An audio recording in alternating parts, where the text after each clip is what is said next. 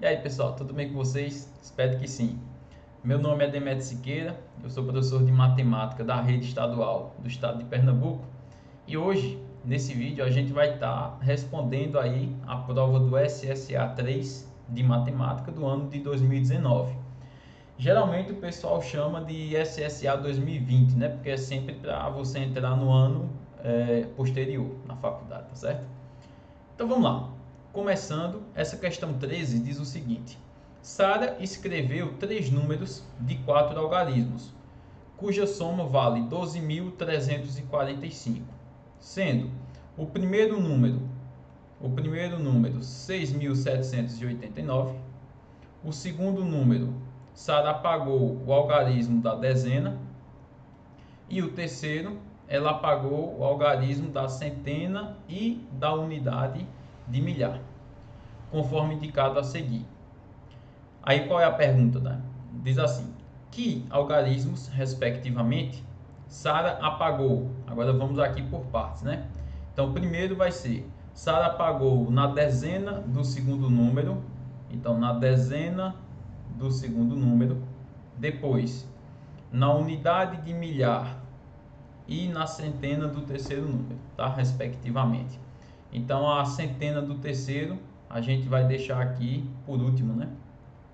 Então vamos lá, pessoal.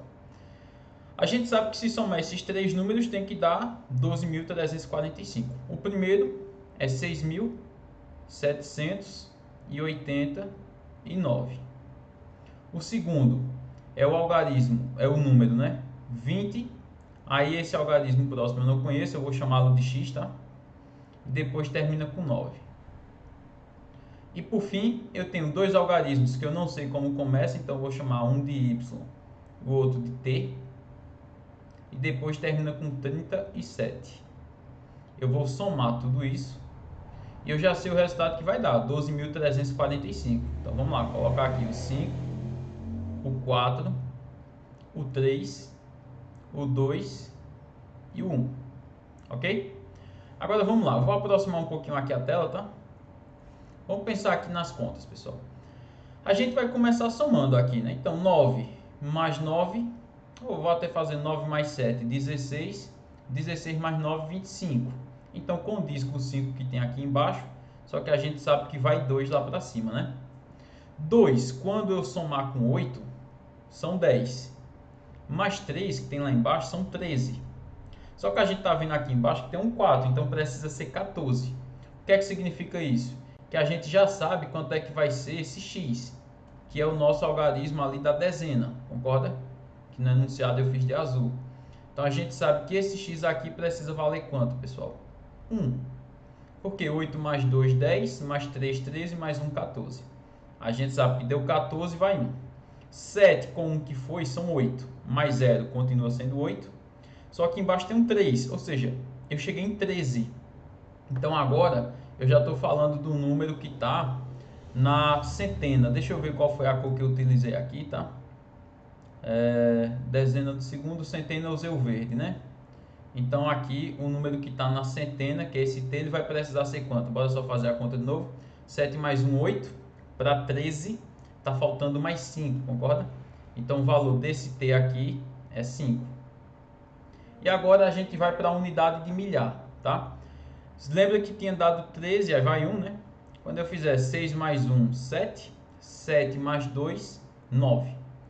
9 para 12, porque embaixo a gente está vendo que vai dar 12, faltam 3, ok? Então a gente sabe aqui que esse y aqui, eu não sei se eu estou usando a cor que eu estava usando antes, tá? Ele vale 3. Agora vamos só prestar atenção aqui na ordem que a gente quer colocar esses números, né? Então, ó, primeiro eu quero a dezena do segundo, então vai ser aquele x, então tem que começar com 1. Então aqui, ó, na letra A começa com 1, na letra B também, na letra C também. Depois eu quero a unidade de milhar. A unidade de milhar foi aquele y que a gente achou, né? O y vale 3. Então, na letra B tem 3. E aí já só resta a letra B, né? Agora. Porque depois eu vou querer a centena. E a centena deu 5. Então, realmente, é a letra B. Tranquilo? Pessoal, qualquer dúvida que for ficando aí na resolução, a gente vai fazer um vídeo só, tá? Mas você não precisa ficar passando, tentando achar as questões. Aqui embaixo vocês vão notar que está dividido, tá? Então você quer a questão 14, já quer pular para a questão 18, só é você clicar aqui embaixo e selecionar. E qualquer dúvida que for ficando, pode postar aí nos comentários, tranquilo? Se você tem interesse em ver a resolução de outro do vestibular ou de algum outro ano do SSA, posta aí nos comentários, tranquilo? Que a gente resolve. Então vamos lá. Questão 14. Ela diz o seguinte: um retângulo tem um comprimento com a medida x mais 2 e tem uma largura com medida x menos 1. E sua área, aí já foi dado, ó, a sua área mede 108 metros quadrados. Qual será o valor da medida da área desse retângulo se aumentarmos em 5% a medida do comprimento e em 10% a medida da sua largura? Pessoal, o método aqui geral, né, que o pessoal vai querer utilizar é o seguinte, não vai ser o que eu vou utilizar, tá? Mas eu vou fazer porque eu acho que a maioria iria querer fazer assim. Você vai dizer, eita, desculpa, eu estou com marca texto selecionado, deixa eu só selecionar o lápis aqui. Então muita gente pensa assim, tá dizendo que é um terreno retangular, tá dizendo que ele tem x mais 2 de largura, então tanto faz onde eu coloco, tá? Vou colocar aqui embaixo na base, ó. Aqui é x mais 2 e aqui é x menos 1. E a área dele, que é essa região interna aqui, a gente já conhece. Foi dito que tem 108 metros quadrados.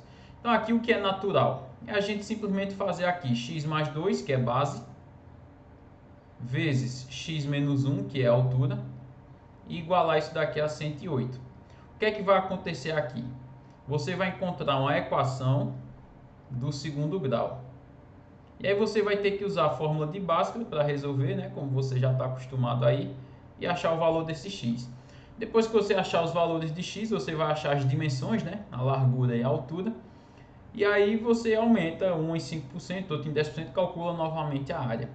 No entanto, eu quero chamar a atenção para uma resolução aqui, que ela é um pouco menos utilizada, mas que ela é bem útil, que é quando a gente tem porcentagens sucessivas.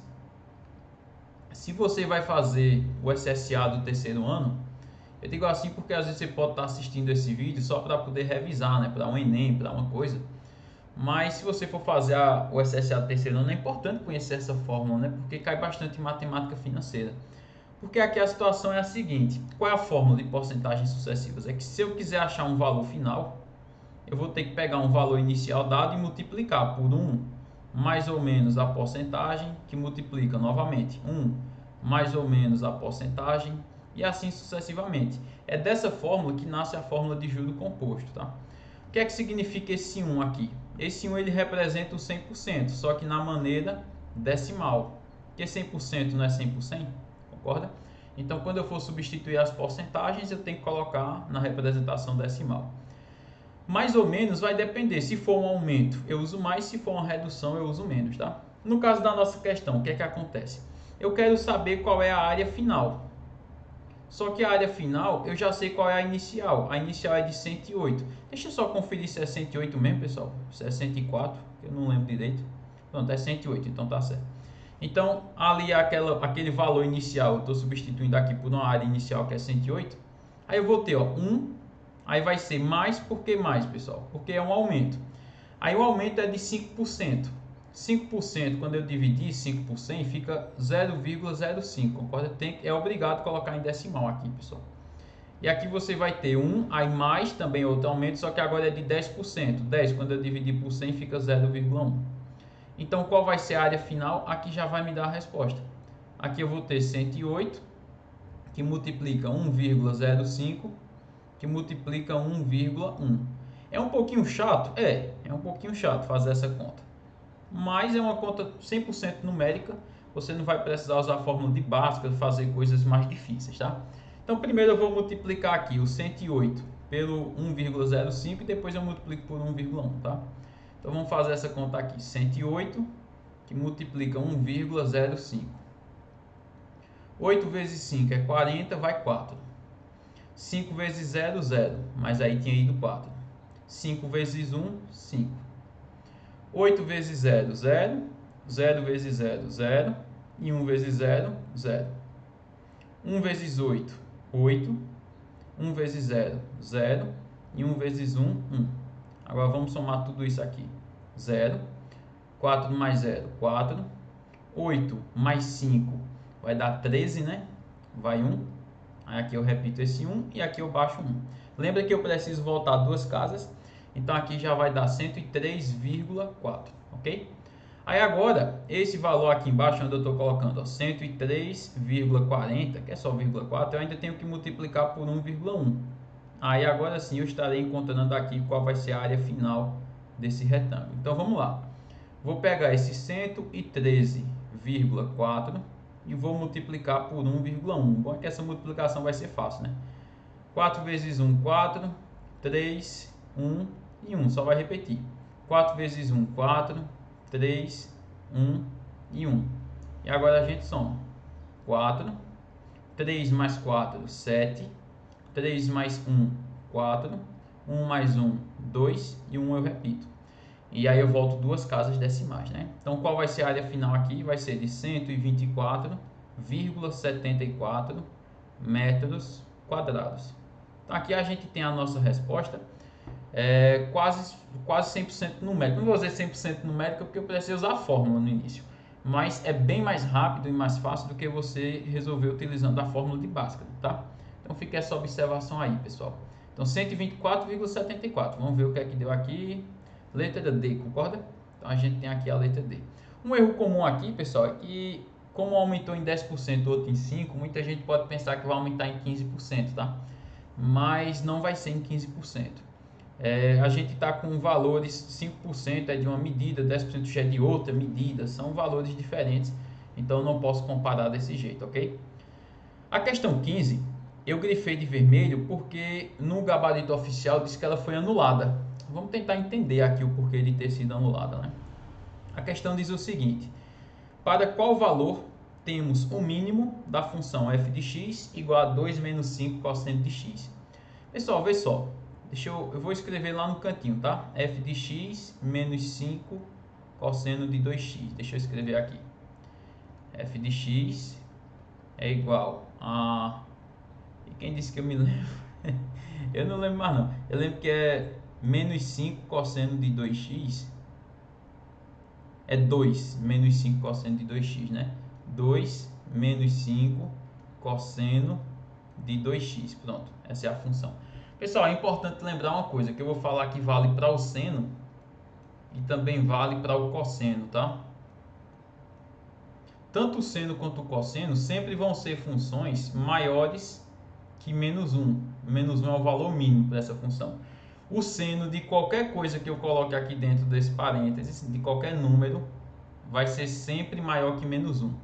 E o cosseno de qualquer número que eu coloque aqui dentro também sempre vai ser maior que menos 1. Mas eles ambos serão sempre menores ou iguais. Eu falei maiores que menos 1, mas pode ser igual, tá? E eles são menores ou iguais que 1. Ou seja, o seno de qualquer coisa e o cosseno de qualquer coisa sempre varia entre menos 1 e 1, tá? Então o que é que eu estou querendo dizer aqui? Que esse menos 1, ele é o valor mínimo para uma função seno ou cosseno. Já esse 1, ele vai ser o valor máximo para uma função seno ou cosseno. Então aqui tem duas coisas que a gente pode considerar, né? Vamos considerar que o cosseno de 2x, ele assuma inicialmente esse valor menos 1, que é o valor mínimo para o cosseno, tá? Outra situação vai ser se a gente considerar que esse cosseno de 2x assuma o valor de 1, que é o valor máximo. Você pode dizer, mas não é o cosseno de x, não? Não, é o cosseno de qualquer coisa. Qualquer coisa que tiver dentro do parênteses é x, 2x, x ao quadrado, não interessa. Sempre vai variar entre menos 1 e 1, tá? Então vamos lá, como é que fica a conta se eu disser que o cosseno de 2x é menos 1?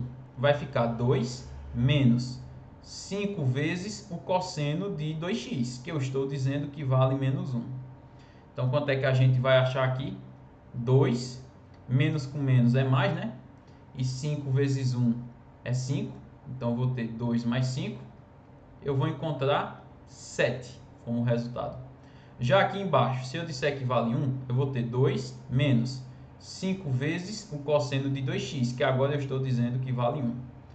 Então aqui a gente vai ter 2 menos 5.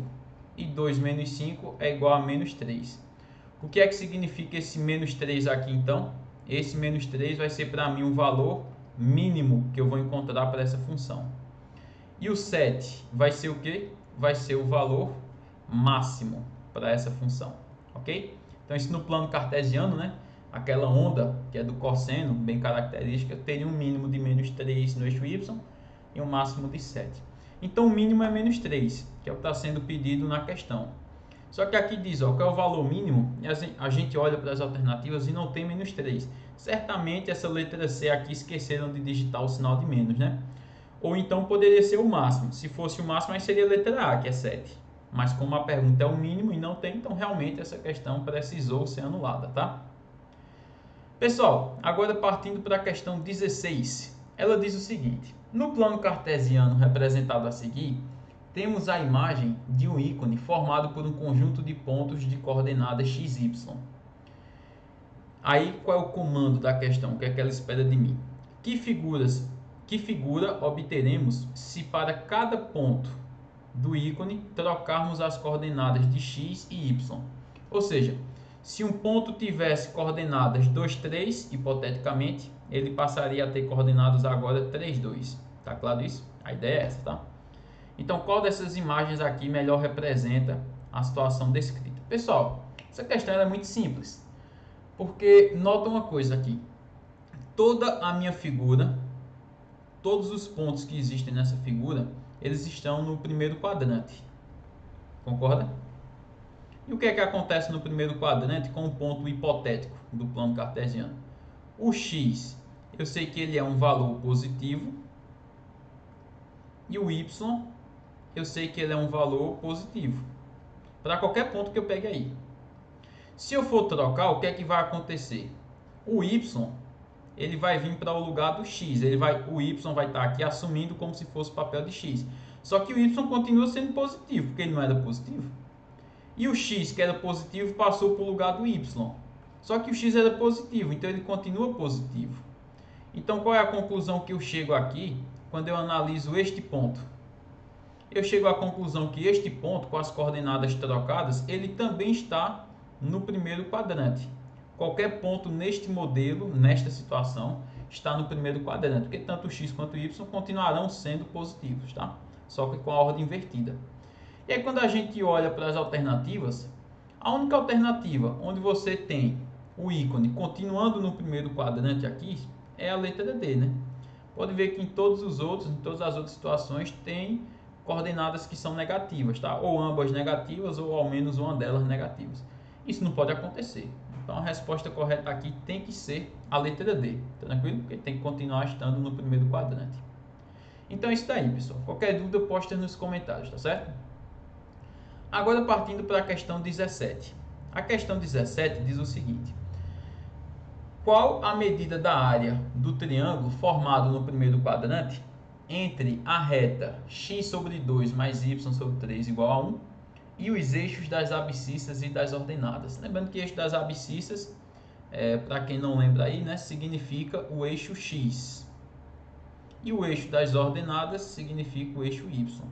Em outras palavras, essa questão está me dizendo o seguinte: eu vou ter uma reta, vamos lá, eu vou ter aqui um plano cartesiano, tá? Deixa eu ver se eu consigo, eu vou fazer na mão mesmo, não vai ficar muito bom não, mas aqui eu vou ter o eixo y do plano cartesiano e aqui eu vou ter o eixo x do plano cartesiano. Não fica 100% reto, mas dá para entender bem, né? Está dizendo que eu tenho uma reta, né, que quando eu colocar nesse plano cartesiano, no primeiro quadrante, ela vai estar tocando ali o eixo x e o eixo y e vai formar um triângulo. Eu quero saber a área dele, tá? Vamos lá, pessoal. Essa equação da reta, ela está escrita de uma forma que não é muito usual, né? Você tem aqui x sobre 2 mais y sobre 3 igual a 1. Eu vou escrever isso daqui na equação reduzida, que é isolando o y. Só que antes disso, esses denominadores aqui estão me dando um pouco de trabalho, né? Denominador 2 e denominador 3, que eu tenho que tirar MMC. Mas como 2 vezes 3 é 6, então se eu multiplicar o lado direito por 6 e eu multiplicar o lado esquerdo por 6, eu estou fazendo a mesma coisa dos dois lados, então isso não muda o resultado. Só que muda demais a representação, porque facilita, né? Que esse 6, quando multiplicar por x sobre 2, o que é que vai acontecer? O 6 de cima vai cortar com 2 de baixo. E aí 6 por 2 vai ficar 3. E aí quando eu fizer 3 vezes x, fica 3x. Aí mais. O 6 agora, quando multiplicar y por 3, eu vou poder cortar o 6 com 3. 6 com 3 por 3 vai ficar 2. Então aqui só fica 2y igual a 6 vezes 1, que é 6. Beleza? Agora vamos lá, eu quero a equação reduzida. Na equação reduzida eu vou isolar o y. Vocês vão entender já já porque eu estou querendo deixar na reduzida, tá? Bem, aqui já é suficiente para descobrir o que você precisa descobrir, tá? Eu posso até utilizar essa, sem problema nenhum. É porque essa daqui já está bem mais simples que a anterior. Mas como é que a gente faz para descobrir aqui os locais onde essa reta vai passar no eixo x e no eixo y? Para eu descobrir onde a reta vai passar no eixo x, lembra que qualquer ponto do eixo x, o y é igual a zero. Já quando eu quero descobrir onde ela vai passar no eixo y, qualquer ponto do eixo y é o x que é igual a zero. Então aqui, se eu pegar essa equação e substituir o y por zero, eu encontro onde ela passa no eixo x. Então vamos fazer isso. 3 vezes x mais 2 vezes 0 igual a 6. Esse 2 vezes 0 desaparece. Então quem vai ser x? Vai ser 6 dividido por 3. X vai ser igual a 2. Então quer dizer que essa reta vai passar no eixo x lá no ponto 2. Então eu vou marcar lá esse ponto. Vamos supor que fosse por aqui assim, no 2. Agora no eixo y, eu vou pegar e substituir o x por 0 agora. Então vai ficar 3 vezes 0 mais 2 vezes y igual a 6. Aqui eu posso cortar, tá?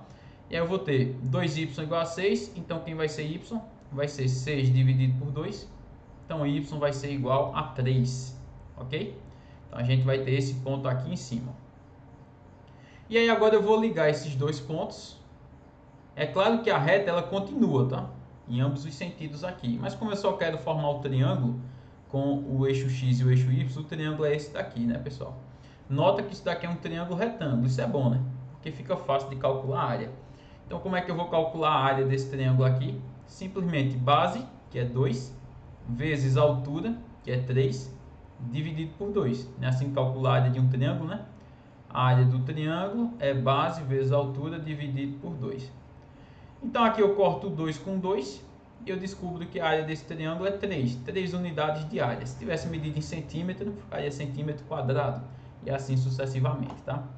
Então esse triângulo tem uma área de 3 unidades de área. Então a resposta correta aqui é a letra C, beleza? Pessoal, SSA do terceiro ano sempre cai muitas questões de geometria analítica, especialmente questões envolvendo reta e circunferência. Reta é o que mais cai.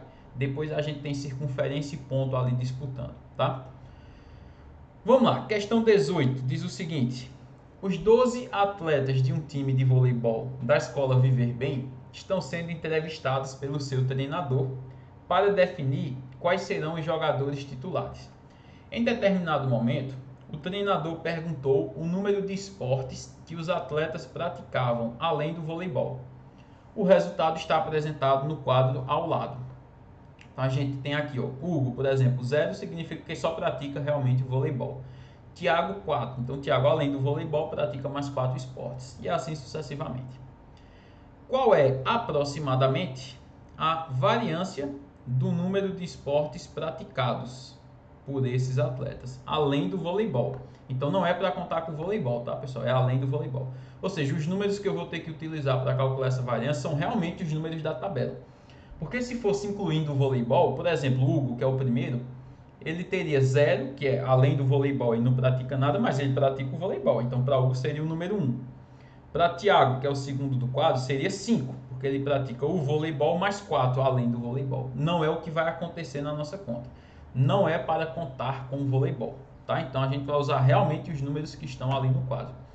E aí, pessoal, vamos lá.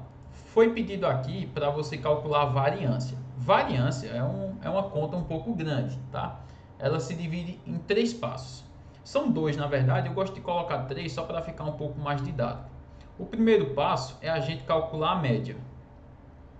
O segundo passo, que é o mais difícil, vai ser a gente calcular o desvio, que é basicamente a gente vai fazer a diferença de cada termo para a média, ou da média para cada termo. Por que não faz diferença? Porque depois vai levar ao quadrado. Então se eu faço 2 menos 3 ou 3 menos 2, independente quando eu levar ao quadrado, fica positivo. Tá? Então tanto faz a ordem que você faça essa diferença. E depois o terceiro passo, que é o último, é você calcular uma nova média. Pronto, o resultado desses passos aqui, ao final, dá o que a gente chama de variância. Só para complementar, não é o caso da questão, se fosse pedindo desvio padrão, aí teria um passo a mais que seria tirar a raiz quadrada da variância, tá? Nesse caso, basta parar por aqui. Eu vou primeiro pegar esse quadro que foi dado e eu vou organizar, porque eu estou vendo que tem muitas repetições, tá, pessoal? Então eu vou organizar aqui o seguinte: qual é a quantidade de esportes que esses jogadores jogam, né, além do vôlei, e qual é a quantidade de jogadores que estão jogando aquele esporte. A gente vê, se a gente for analisar a tabela, quais são os possíveis valores que eu tenho aí para os esportes. Vou começar do menor para o maior, tá? Então eu tenho aqueles que jogam 0 esportes, além do vôlei. Aí a gente vê que também ali aparece o número 1. Aparece o 2, né? Deixa eu ver se tem mais algum, né? Tem um 4 ali, né? Que é a segunda pessoa. O 3 não tem, pronto. Só tem essas 4 opções aqui, ok? Quantos jogadores jogam 0? Vamos ver aqui, ó. 1, 2, 3, 4. Então eu tenho 4 jogadores aqui que jogam 0 esportes além do vôlei. Quantos jogadores jogam 1? Então tem aqui 1, 2, 3, 4, 5. Tenho 5 jogadores que jogam apenas um esporte além do vôlei. Que jogam 2, eu tenho 1, 2. Então aqui eu tenho 2 jogadores e me restou um jogador que joga 4 esportes, tá? Então vamos lá, agora vamos para a conta. Primeiro passo aqui vai ser a gente calcular a média. Geralmente média a gente representa com um x barra, né? Aí nota que o 0 tem 4 vezes. Então quando eu tenho que fazer 0 mais 0 mais 0 mais 0, é óbvio que aqui vai ser 0, pessoal. Mas eu vou mostrar um método geral, que é você fazer 0 e multiplicar esse 0 por 4. Porque vão ser 4 vezes aparecendo. Aqui não faz nenhum sentido, porque eu poderia colocar só o 0. Mas se fosse um número diferente de 0, você ia ver que faz sentido, né? Trazer o número 1 são 5 vezes. Eu não vou fazer 1 mais 1 mais 1 mais 1. Então eu faço simplesmente 1 e eu multiplico por 5, que é a frequência com qual esse 1 aparece. Aí mais 2 eu vou multiplicar por 2. E agora mais o 4 eu vou multiplicar por 1. E aí, como eu quero a média, eu tenho que dividir isso daqui pela quantidade de jogadores, né? Já diz no enunciado que são 12, mas se você não soubesse que são 12, você vai somar essas frequências, né? 4 mais 5 mais 2 mais 1, a gente vai ter 12. Então, quem vai ser a média? 0 vezes 4 vai dar 0. 1 vezes 5 é 5. 2 vezes 2 é 4. 4 vezes 1 é 4. Tudo isso dividido por 12. Então, a média aqui, x barra, vai dar 5 mais 4, 9, mais 4, 13. 13 dividido por 12. Não deu uma média muito boa, não. Geralmente, essas contas que envolvem variância, o desvio padrão, que você precisa de fato calcular, as médias costumam ser números bons, né? Números inteiros, números melhores. Não foi o que aconteceu aqui, não. Aqui deu um resultado bem obscuro, né? 13 por 12, mas vamos lá, né? Tem que fazer a conta. Agora a gente vai para o segundo passo, que é o mais importante, pessoal. Agora vê, eu vou ter que fazer a diferença. Eu vou fazer sempre assim, essa média menos o número que apareceu, tá? Então a gente vai ter que fazer inicialmente essa média menos 0. Então a gente vai pegar aqui, ó, 13 sobre 12. Aí vai fazer menos 0, que é o primeiro termo. Só que aí eu teria que repetir essa conta quantas vezes? 4, né, pessoal? Porque eu não tenho 4 jogadores que praticam 0. Aí eu tenho que fazer isso, mais isso, mais isso. Eu vou fazer isso vezes 4. Só que lembra que essa diferença a gente eleva ao quadrado. Aí depois é que eu vou multiplicar por 4. Por que por 4? Porque tem 4 pessoas que vão ter esse valor. Aí vamos lá. Quem vai ser o meu próximo elemento aqui? O meu próximo elemento vai ser... No final eu vou ter que fazer uma nova média, tá, pessoal? Então se eu quiser, eu já posso ir imaginando aqui, ó, a soma disso, que a nova média eu não vou ter que somar tudo depois, né? Para dividir por 12. Então eu já posso ir somando aqui. Aí qual vai ser o próximo parênteses agora? De novo, a média, que é 13 sobre 12, menos, agora eu vou fazer menos 1. Tudo isso ao quadrado, só que naquele 1, qual é a frequência de jogadores que tem lá? 5. Então eu tenho que multiplicar por 5. Que vão ter 5 vezes esse mesmo número aparecendo. Aí mais. Agora o próximo é 2, né? Então a gente vai ter aqui, ó, 13 sobre 12, sempre fazendo a média menos o número que tinha. menos 2, tudo isso elevado a 2, e aqui eu vou ter que multiplicar por 2, porque tem 2 jogadores nessa frequência, né? Mais, agora por fim, 13 sobre 12, menos 4. E tudo isso aqui eu elevo ao quadrado e vou ter que multiplicar por 1. Bem, agora eu vou puxar aqui um pouquinho para o lado, tá? Não preciso mais da tabela, tem que fazer essa conta. Lembra que toda essa conta aqui, ó, todo o resultado dessa conta quando eu fizer, isso ainda eu vou precisar dividir por 12, porque não é uma média, né? Continua tendo 12 elementos. Vamos fazer com bastante calma aqui, pessoal. Vamos lá. Vamos primeiro pensar nos resultados do parênteses aqui. 13 menos 12, ou desculpa, 13 por 12, quando eu subtrair 0, vai continuar sendo aqui nesse primeiro parênteses 13 por 12. Depois vai elevar ao quadrado, tá? No segundo, quando eu tiver 13 por 12 menos 1, aí eu vou ter que tirar o MMC, que quando tem assim com o número inteiro, só é fazer a multiplicação, né? Esse 12 vezes 1 vai ficar 12. Então eu vou fazer 13 menos 12. 13 menos 12 vai ficar 1. E embaixo continua sendo 12. Ok? Depois eu elevo ao quadrado. Aqui mesma coisa, ó, 12 vezes 2 eu vou fazer, que é 24. Então vai ficar 13 menos 24. De 13 para 24, quanto é que falta? 11. Só que aqui vai ficar negativo, né? Porque é 13 menos 24. Então vai ficar menos 11 dividido por 12. Esse é o resultado desse parênteses. E agora 13 sobre 12 menos 4. 12 vezes 4 dá 48. De 13 para 48, quanto é que falta? Bem, 13, se eu somar 5, fica 18. Para 48 falta mais 30. Então, no final, eu somei 35, concorda? Só que é negativo. Menos 35 dividido por 12. E esse número a gente vai ter que elevar ao quadrado.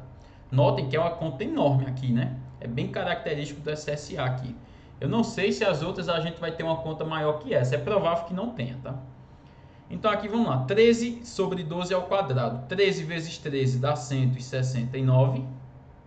Dividido por 12 vezes 12, que dá 144. Só que isso eu preciso ainda multiplicar por 4, tá? Aí mais, o segundo deu 1 sobre 12. 1 ao quadrado é 1 e 12 ao quadrado é 144. E esse resultado aqui de cima eu ainda preciso multiplicar por 5. Mais, menos 11 por 12. Menos 11 vezes menos 11 vai ficar mais. Então 11 vezes 11, 121. Sempre fica positivo aqui, pessoal, na variância, né?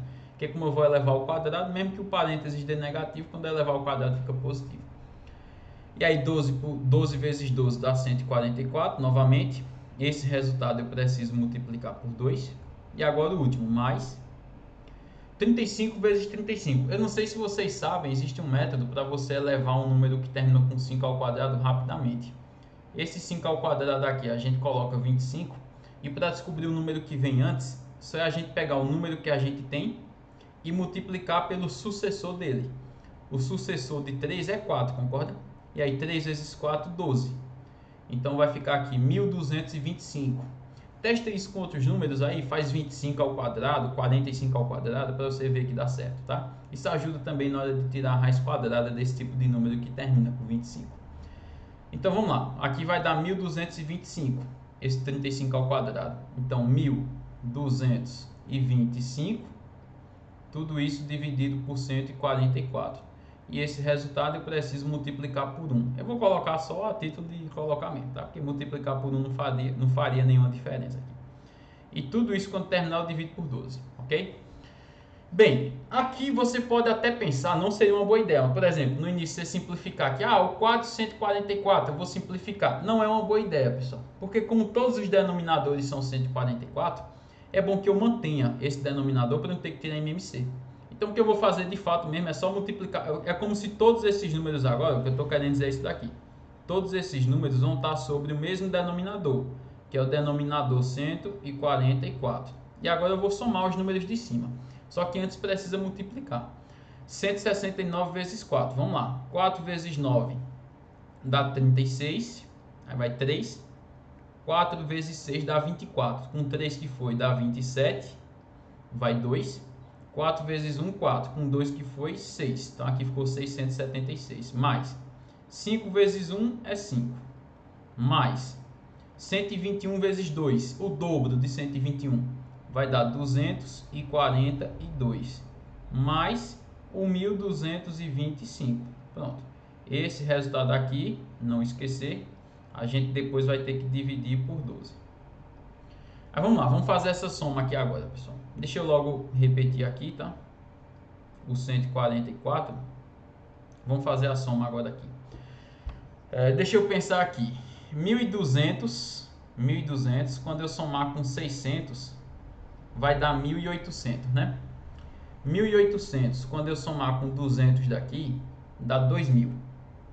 2.000, quando eu somar com 70 daqui, dá 2.070. Quando eu somar com 40 daqui, 2.070 mais 40 vai ser 2.110. Com mais 20, 2.130. Com mais 10, 2.140. Com mais 6, 2.146.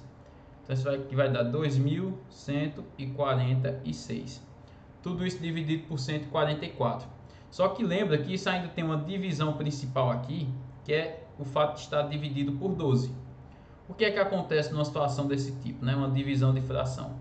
A gente repete a fração de cima, que é 2.146 dividido por 144, e multiplica pelo inverso da de baixo, que é 1 sobre 12, tá? Aqui eu vou tentar simplificar, que eu estou vendo que o 2.146 é par e o 144 também, para ver se facilita um pouco, né? Bem, vai facilitar, ainda vai ficar grande. Vamos lá, metade de 2.146, a metade de 2.000 é 1.000, a de 140 é 70, então vai ficar 1.073. E a metade de 144 é 12. Só que ainda tem que multiplicar esse 70, desculpa, a metade de 144 é 72. Aí tem o 12 ainda que eu preciso multiplicar, tá? Então vamos fazer essa conta aqui em cima, ó, 72 vezes 12, para ver quanto é que vai dar esse negócio aqui. 2 vezes 2, 4, 7 vezes 2, 14. E aí eu coloco aqui 14, beleza. 2 vezes 1, 2, 7 vezes 1, 7. Soma tudo, 4. 4 mais 2, 6. 7 mais 1, 8. Então aqui qual é a conta final que eu vou ter que fazer? 1.073 dividido por 864, tá? Bem, vamos fazer essa conta. Vou apagar lá o rascunho. Vamos fazer, acho que dá aqui o espaço, né? Vou fazer aqui em cima mesmo. Então lá, 1.073 dividido por 864. 864 cabe quantas vezes aqui? Só uma, né? Porque 8 e 8 são 16, já passa bastante. 1 vezes 4 dá 4. Vai dar o próprio 864. Eu não sei para que eu estou fazendo essa conta aqui. 4 para 13. Quanto é que falta? Vamos lá, 8 mais 4, 12. Falta 9, né? Aí, como foi para 13, agora ficou 7. 7 para 7, não falta nada. 8 para 10, falta 2. E 1 para 1, não falta nada. Agora a gente vai ter que continuar a conta, então eu preciso baixar um zero e colocar a vírgula. Quantas vezes 800 vai caber em 2.000? Bem, 8 vezes 3 dá 24, já é 2.400, então só cabe 2, né? 2 vezes. 2 vezes 4 vai dar 8. 2 vezes 6 são 12, vai 1. E 2 vezes 8, 16, com o que foi 17. Vamos fazer a diferença. 8 para 10, falta 2. 3 para 9, falta 6. 7 para 10, falta 3. E 2 para 2, não falta nada. Aí aqui, pessoal, eu não lembro como é que estão as alternativas, quantas casas decimais tem lá. Aqui deu 3.600 e pouco. 8 vezes 5 é 40, passa. 8 vezes 4 é 32. Aqui vai ser um 4. Agora deixa eu ver quantas casas decimais tem nas alternativas, né? Só são duas casas decimais. Então se aqui já deu 1,24, né? Não preciso nem continuar mais para saber que a resposta correta aqui será a letra E. Pessoal, diga-se de passagem, aqui é uma conta enorme, né? Geralmente, eu vou falar assim pela experiência que eu tenho como professor trabalhando com vestibular. Geralmente, quando se pede uma questão de variância ou de desvio padrão, por natureza já é uma conta grande. Então, geralmente, o pessoal coloca essa conta de um jeito que a gente vai vai ter uma média mais convidativa. Essa média 13 sobre 12 foi horrível, né? Mas enfim, essa foi a conta, né? Uma conta enorme aqui. Eu tô vendo aqui que parece que eu tinha esquecido, agora foi que eu notei, ó. Tem um 2 aqui que eu não pintei de... Olha aqui onde eu tô puxando essa seta azul. Tem um 2 que eu não pintei. Acabou que nem fez tanta diferença, né? Porque 2 tinha dado 2.146. 2 dentro de 2.146, 2 unidades, é uma diferença de quase 0%, né? Então não ia dar uma diferença muito grande. É provável que a resposta continuasse ainda 1,24, inclusive, tá? Só ia mudar as próximas casas decimais. Então é isso daí, pessoal. Resposta correta, letra E, beleza? Então vamos para a próxima. A questão 19 diz assim: para que valor ou valores de B, a equação x2 mais y2, essa equação que foi dada, representa uma circunferência. Então, pessoal, a gente precisa aqui lembrar de como é a equação de uma circunferência, né? Essa daí já é uma equação, só que ela está na equação geral. Como é a equação reduzida de uma circunferência? A equação reduzida de uma circunferência é sempre assim, ó, x menos a, tudo isso ao quadrado, mais y menos b, tudo isso ao quadrado, igual ao raio ao quadrado. Então isso daqui é a representação de uma equação reduzida de circunferência. O centro dessa circunferência tem coordenadas AB e R é o raio, ok? Qual é a situação aqui que a gente encontra? A gente vê que na equação reduzida, a gente tem aqui, ó, x menos a ao quadrado, ou seja, a gente tem um quadrado de uma diferença, e tem y menos b ao quadrado, que é o quadrado de uma diferença também. São produtos notáveis. Então, no enunciado foi me dada a equação geral, que a gente chama da circunferência. Existe um método para que eu saia da geral e eu chegue na reduzida. O método é completar um trinômio quadrado perfeito. Como é que eu faço isso? Bem, a ideia é simples, pessoal. Presta atenção aqui que você vai entender. Primeiro a gente junta os termos semelhantes, x. Vou colocar um ao lado do outro. Então, x ao quadrado menos 2x. Agora vamos repetir o y. Mais y ao quadrado mais 6y. E a gente já sabe que na equação reduzida a gente tem que ter essas letras igual ao raio, né? Então esse b que tem lá na equação original, eu vou passar para o outro lado. Ele já está representando ali raio, né? Então menos b, que passa com sinal negativo. Aí agora eu vou completar o trinômio quadrado perfeito para esse x aqui. Como é que eu vou fazer isso? Presta atenção qual é o método, é fácil. Você vai ter x ao quadrado menos 2x. Como é que você faz agora para achar o terceiro termo? Porque no trinômio tem que ter 3 termos. Para achar o terceiro termo aqui, ele sempre será positivo, tá? A gente pega o termo anterior, aí o caminho vai ser esse. Ó, a gente pega a metade desse termo e eleva ao quadrado. É assim que a gente faz. Primeiro a metade, depois ao quadrado. A metade de menos 2 é menos 1. E quando eu elevar ao quadrado, fica 1. Agora vamos ver com o y o que é que vai acontecer. Eu vou ter, o y vai ser essa daqui, ó, que eu estou fazendo de verde agora. Então agora eu vou ter aqui y ao quadrado mais 6y. Como é que eu vou achar o próximo termo aqui? Eu pego o anterior, primeiro eu divido por 2 e o resultado eu elevo ao quadrado. A metade de 6 é 3, quando eu elevar ao quadrado fica 9. Tudo isso igual a menos b. Agora presta atenção numa coisa. Era igual a menos b na equação de cima, antes de eu completar o trinômio. Eu tinha uma coisa do lado esquerdo, uma coisa do lado direito, e eu estava dizendo que elas eram iguais. Só que agora o que foi que aconteceu do lado esquerdo? Eu somei 1, azul, então eu também tenho que somar do lado direito para poder continuar sendo igual. Só que eu também somei 9, então eu também vou ter que somar 9 do lado direito para poder continuar sendo igual. Se aqui a gente fosse continuar, a gente consegue descobrir até quem é o centro dessa circunferência, né? Porque se a gente for continuar aqui, a gente vai achar agora o trinômio, né? X menos 2x, x ao quadrado menos 2x mais 1. Isso vai ser x menos 1, tudo isso elevado ao quadrado, mais, agora para o y. Y ao quadrado mais 6y mais 9 vai ser y mais 3 ao quadrado. Igual, e aí está o segredo, que eu não estou interessado no centro, estou interessado no raio. Então aqui eu vou ter menos b mais 10. Lembra que esse valor que fica aqui no finalzinho, ó, ele representa para a gente o raio. Só que a gente sabe que o raio não pode ser zero, nem negativo. Então, o que é que significa isso? Que esse menos b mais 10, ele precisa ser um valor positivo, ou seja, maior que zero. E aí, se eu passar o menos b para o outro lado, acabou. Porque como é que vai ficar? 10 é maior que b. Eu vou mudar o sinal do b porque eu passei para o outro lado. Se 10 é maior que b, então significa que b é menor que 10, né? Vamos ver a alternativa aqui. Então, ó, letra B de bola, está dizendo que o b tem que ser menor que 10. Beleza, pessoal? Então, qualquer dúvida, posta aí nos comentários, tranquilo? Então, vamos para a próxima questão. Bem, a questão 20 diz o seguinte: qual a lei de formação que gera o gráfico ao lado? E aí você tem algumas questões aqui envolvendo seno ou cosseno, tá? Pessoal, eu vou pegar um ponto desse gráfico, que é esse ponto aqui em cima, esse ponto vermelho. Notem que o x dele vale π e que o y dele vale 5. Então esse ponto aqui ele tem coordenadas π e 5, tá?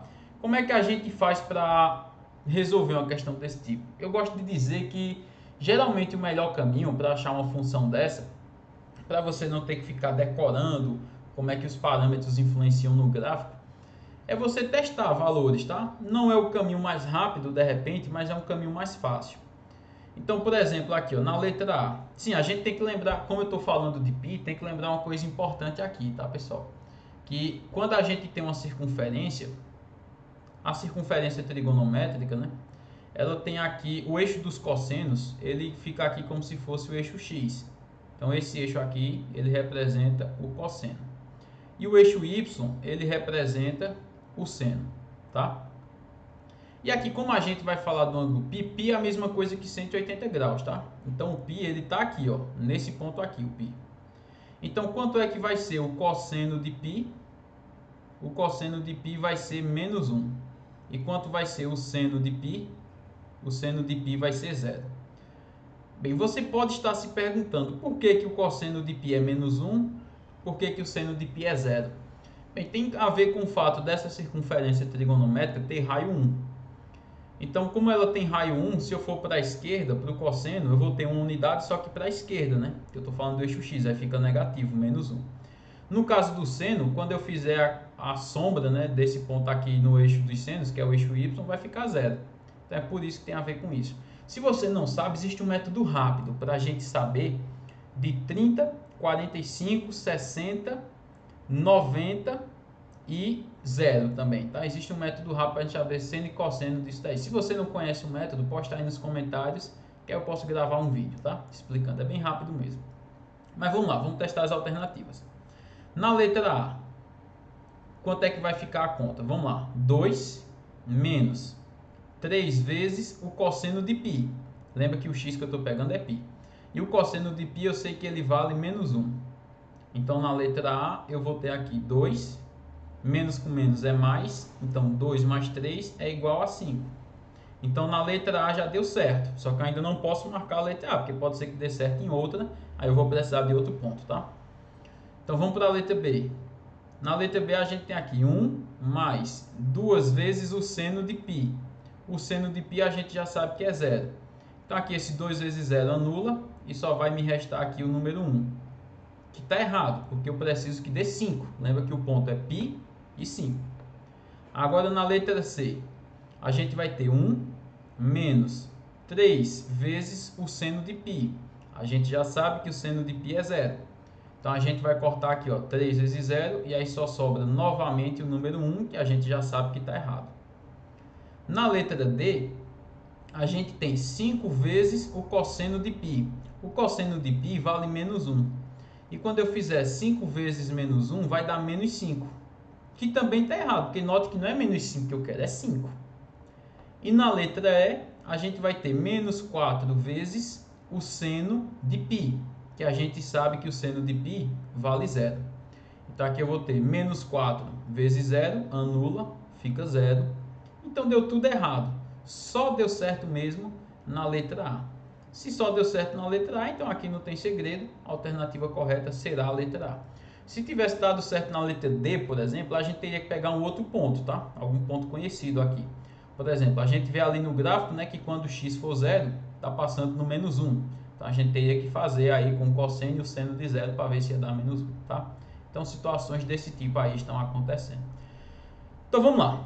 Questão 21 diz o seguinte: Ana montou uma rifa para ajudar na formatura da escola, com bilhetes numerados de 1 a 100. Qual a probabilidade de o bilhete sorteado nessa rifa ser um número ímpar ou ser um número maior que 40? A palavra-chave aqui é o ou, pessoal. Esse ou já diz como é que você vai ter que trabalhar aqui, tá? Porque a probabilidade, existe dois conectivos importantes, que é o i e o ou. Isso serve para combinatória também, né? No conectivo i a gente multiplica, no conectivo ou a gente soma. Então aqui vamos pensar numa coisa. O primeiro evento nessa situação é a gente ter aqui um número par. Não, desculpa, é um número ímpar, né? Então, esse evento chamado número ímpar, eu vou chamar de A, tá? Evento A.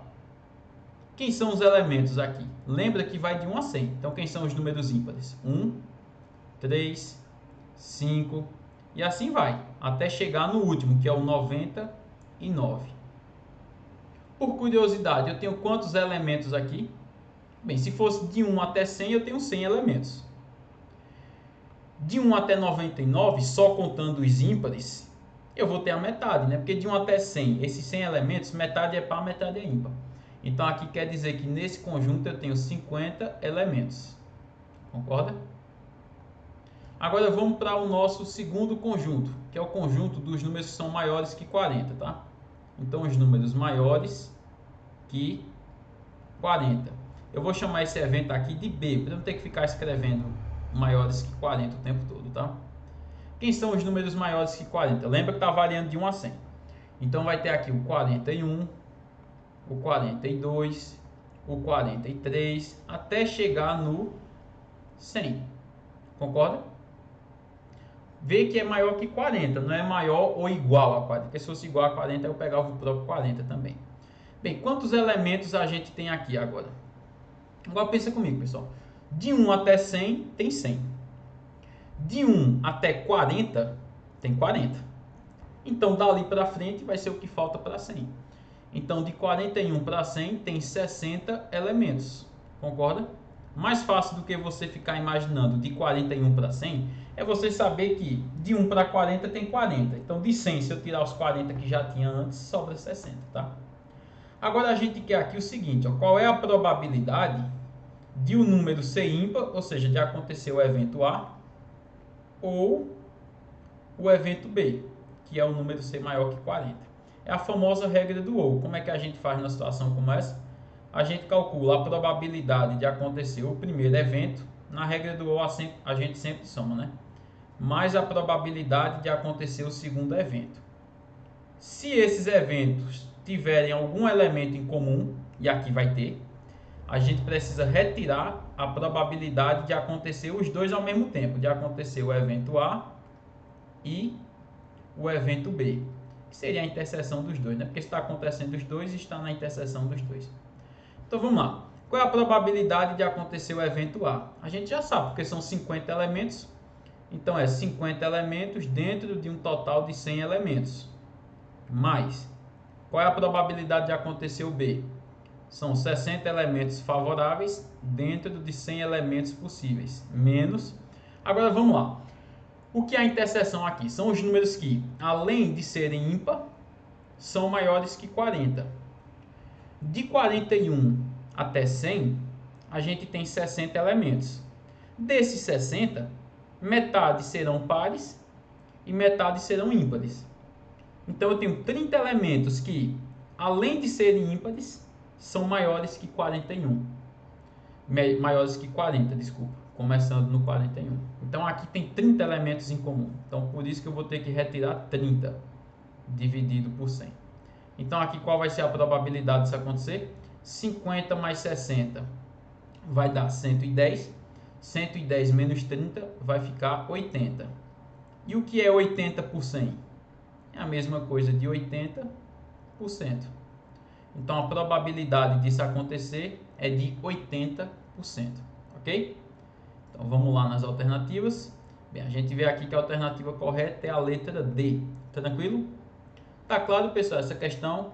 Se até aqui essa resolução estiver te ajudando em alguma coisa, seja para uma revisão final, seja porque você está estudando para uma prova, você está precisando ir para um trabalho, se você conhece uma pessoa que está precisando também dessa resolução, então eu peço que você curta o vídeo, que você compartilhe. Se você ainda não é inscrito no canal, se inscreva no canal, porque isso motiva a gente a continuar gravando esses vídeos, tá? E lembrando, se você quiser a resolução do SSA de outro ano ou de outro vestibular que você tenha interesse, tanto no estado de Pernambuco, que é onde eu trabalho, como em qualquer outro estado, basta que você poste aí nos comentários, tranquilo? Que a gente grava uma playlist resolvendo aí as questões, pegando da prova mais atual para as provas mais antigas. Então vamos lá, vamos continuar. Agora a questão 22. A questão 22 aqui diz o seguinte: estudando sobre vetores, João observa o relógio da parede que está marcando 9 horas e 15 minutos, conforme figura ao lado. Ele supõe que o ponteiro das horas mede 3 centímetros e o dos minutos 5 centímetros. Imagina que cada ponteiro é um vetor que sai do centro do relógio e aponta na direção dos números na extremidade do relógio. Assim, nesse horário, João pode afirmar que o vetor resultante da soma, então eu quero achar aqui, pessoal, o vetor resultante da soma dos dois vetores, que é o ponteiro da hora com o ponteiro do minuto. É um vetor que tem um módulo de quanto? Tá? Um módulo também chamado de intensidade. Vamos lá, pessoal. A gente tem um vetor que está apontando aqui para a esquerda, que é o vetor das horas, né? Que a gente sabe que ele tem um comprimento de 3. Imagina que isso fosse uma força. É uma força de 3 newtons. E a gente tem um vetor que está apontando aqui para a direita, formando 180 graus, concorda? Que é um vetor que tem intensidade 5. Então é como se eu estivesse puxando com 3 newtons para a esquerda e 5 newtons para a direita. A gente sabe que quando a gente tem vetores em sentidos assim opostos, o vetor resultante vai ser a diferença deles, do maior pelo menor. Então quando eu fizer 5 menos 3, vai dar um vetor de 2, tá? Que se fosse do ponto de vista do ponteiro, seria 2 centímetros, né? Já que a gente está falando de centímetros. Então o vetor resultante tem 2 centímetros. E para onde é que ele vai apontar? Para onde eu tinha a maior força. A maior força era para a direita, então aqui vai continuar apontando para a direita, ok? Então qual é a alternativa que condiz aqui? Ó? Letra C e letra D tem 2, né? Só que na C diz que ele aponta na direção do número 3 e na D diz que ele aponta na direção do número 9. Como sempre aponta para o sentido onde eu tinha a maior força inicial, vai apontar para onde estava o 5 e o 5 estava apontando para o número 3, né? Então a resposta correta aqui é a letra C. Vai ter 2 centímetros apontando para o 3. Agora aqui, pessoal, tem uma crítica para fazer em relação a essa questão. Porque se fosse de fato 9 horas e 15 minutos, a verdade é que o ponteiro dos minutos não estaria no 3. Concorda? Porque se fosse assim, ou melhor, desculpa, o ponteiro dos minutos estaria no 3. O ponteiro das horas é que não estaria no 9. Porque se fosse assim, quando passasse 60 minutos, aí de repente o ponteiro que estava no 9 ia pular para o 10. A gente sabe que não é assim que acontece.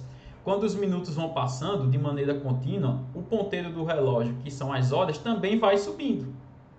Então aqui numa situação como essa, como já passou 15 minutos, que seria 1/4 de hora, o ponteiro das horas, que está no 9, já estaria a 1/4 da distância, entre 9 e 10. Então esse ponteiro das horas já teria subido um pouquinho mais, tá? Essa questão ela forçou um pouquinho a barra aqui, para ficar desse jeito, mas fica essa observação aí, tá, pessoal? Essa crítica a essa questão, porque seria uma questão bem mais difícil se a gente fosse fazer, porque aí teria que usar outras regras para calcular o vetor resultante, tá? Então agora a gente vai para a questão 23. A questão 23 diz o seguinte, ó: a figura ao lado mostra 3 círculos concêntricos. Quem não sabe o que é que significa concêntrico em matemática, significa que possui o mesmo centro, tá? Então é o mesmo centro. É bom a gente se acostumando com alguns vocabulários, né? E 2 diâmetros perpendiculares.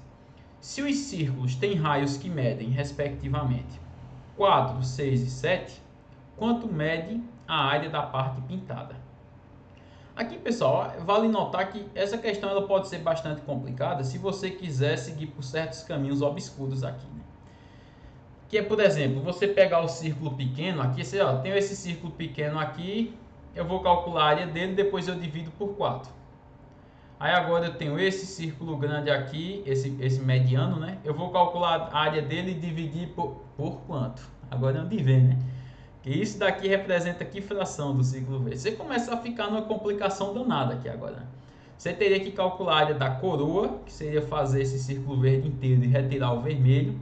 Depois essa área da coroa dividir em 4 partes. Isso daqui começa a ser muito trabalhoso, pessoal. Então a ideia aqui simples e óbvia é o seguinte. Nota que essa região que eu estou pintando de vermelho aqui, ela tem a mesma medida dessa que eu estou pintando agora de vermelho aqui, ó. Então é como se eu pudesse retirar essa região vermelha aqui de baixo, onde eu estou fazendo um X, não existe mais essa, e eu coloquei ela ali em cima. Aí eu tenho agora essa região verde aqui, ó. Essa região verde, ela coincide com essa daqui, ó. Questão de simetria, né? Então ela tem a mesma medida de área dessa daqui. Então é como se eu peguei aquela região verde lá de baixo e trouxe para cá. E aquela região verde que eu tinha lá embaixo, ela não existe mais, tá? A gente vai apagar. Eita, apaguei aqui sem querer. Deixa eu pintar rapidinho aqui de vermelho. E pintar aqui de verde. Pronto. Aquela região verde que tinha lá embaixo, ela não existe mais.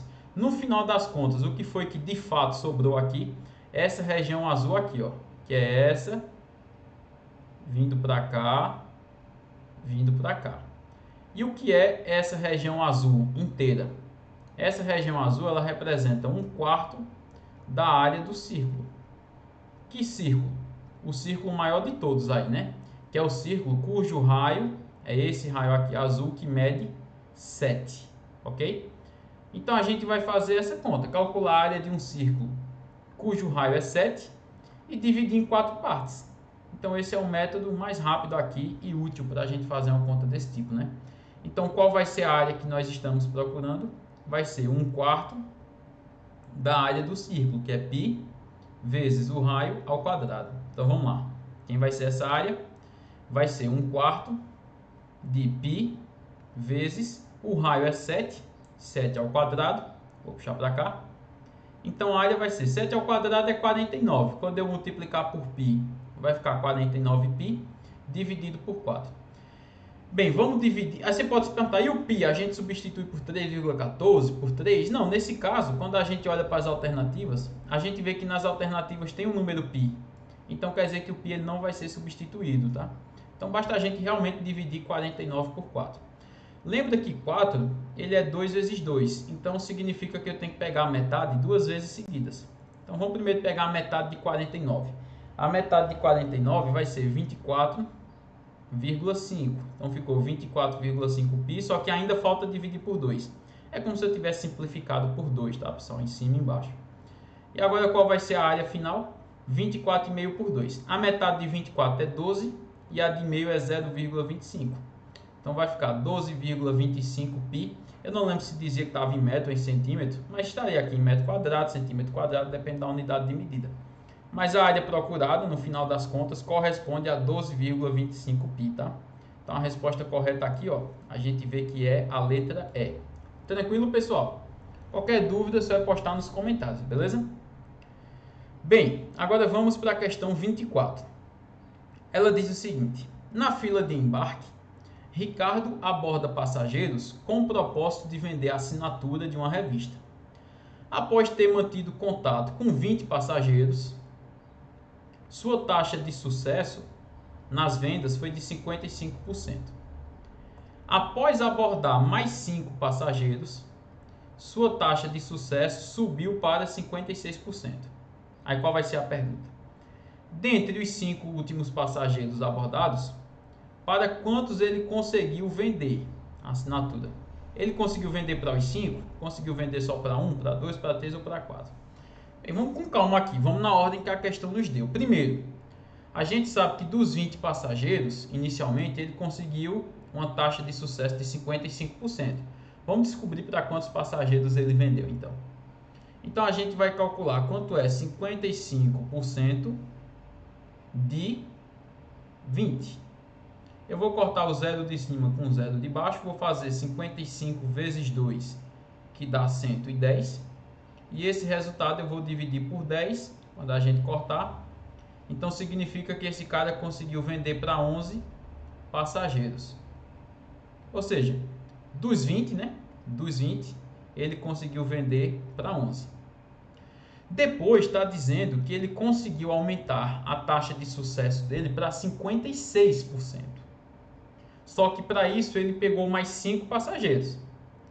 Se ele já tinha abordado 20 passageiros antes e agora são mais 5, então ele abordou no total 25. E agora a taxa de sucesso dele é de 56%, só que de quanto?